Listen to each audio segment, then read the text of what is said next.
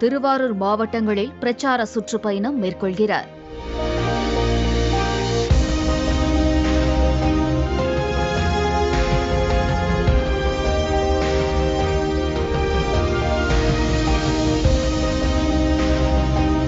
நாகப்பட்டினத்தில் புத்தூர் ரவுண்டானா பகுதியில் விஜய் உரையாற்ற காவல்துறை அனுமதி அளித்து இருந்த நிலையில் அந்த பகுதியில் உயர் மின்னழுத்த கம்பிகள் இருப்பதால் அருகிலுள்ள அண்ணா சிலை சந்திப்பில் விஜய் உரையாற்ற அனுமதி வழங்க வேண்டும் என்று தமிழக வெற்றிக் கழகம் சார்பில் கோரிக்கை வைக்கப்பட்டது. கோரிக்கையை ஏற்றுக்கொண்ட காவல்துறையினர் அண்ணா சிலை சந்திப்பில் 35 நிமிடங்களில் விஜய் உரையை நிறைவு செய்துவிட்டு செல்ல வேண்டும் என்கின்ற நிபந்தனையுடன் அனுமதி அளித்துள்ளனர். அது மட்டுமல்லாமல் ரோட் ஷோ நடத்தக்கூடாது, பொதுமக்களுக்கு இடையூறு செய்யக்கூடாது, போக்குவரத்து பாதிப்பு ஏற்படுத்தக்கூடாது என 20 நிபந்தனைகளுடன் அனுமதி வழங்கப்பட்டுள்ளது.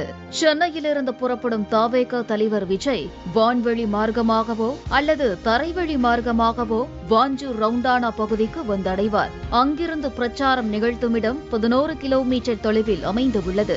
வாஞ்சூர் ரவுண்டானா பகுதியில் விஜய்க்கு தொண்டர்கள் உற்சாக வரவேற்பு அளிக்க உள்ளனர். பின்னர் வாஞ்சூர் ரவுண்டானா பகுதியிலிருந்து பிரச்சார வாகனத்தில் ஏறும் விஜய் அங்கிருந்து நாகூர் அரசு தொழில் பயிற்சி நிலையம், வலிவளம் தேசிகர் பாலிடெக்னிக் வந்தடைந்து வடகுடி சாலை வழியாக தேசிய நெடுஞ்சாலை சென்று பின்னர் புத்தூர் அண்ணா சிலை 3 வழி சாலை சந்திப்பில் காலை 11 மணியளவில் உரை நிகழ்த்தவுள்ளார். நாகையில் பிரச்சாரத்தை முடித்த பின்னர் விஜய் பிரச்சார வாகனத்திலேயே திருவாரூர் நோக்கி புறப்படவுள்ளார். திருவாரூர் செல்ல பைபாஸ் மற்றும் ஊர் வழியாக என்று 2 வழிகள் உள்ள நிலையில் விஜய் கீழ்வேளூர், சோழிங்கநல்லூர், கண்ணூர் என்று ஊர் வழியாக திருவாரூர் செல்ல திட்டமிட்டுள்ளார். திருவாரூர் மாவட்டத்தில் நகராட்சி அலுவலகம் அருகில் தெற்கு வீதி என்கின்ற இடத்தில் மாலை 3 மணி அளவில் விஜய் உரையாற்ற திட்டமிடப்பட்டுள்ளது. தொண்டர்களின் கூட்டத்தை சமாளித்து திட்டமிட்ட நேரத்திற்கு உரையாற்றும் இடத்திற்கு விஜய் சென்றடைவாரா என்பது கேள்விக்குறியாகவே உள்ளது. திருவாரூர் மாவட்டத்தில் பரப்புரையை முடித்துவிட்டு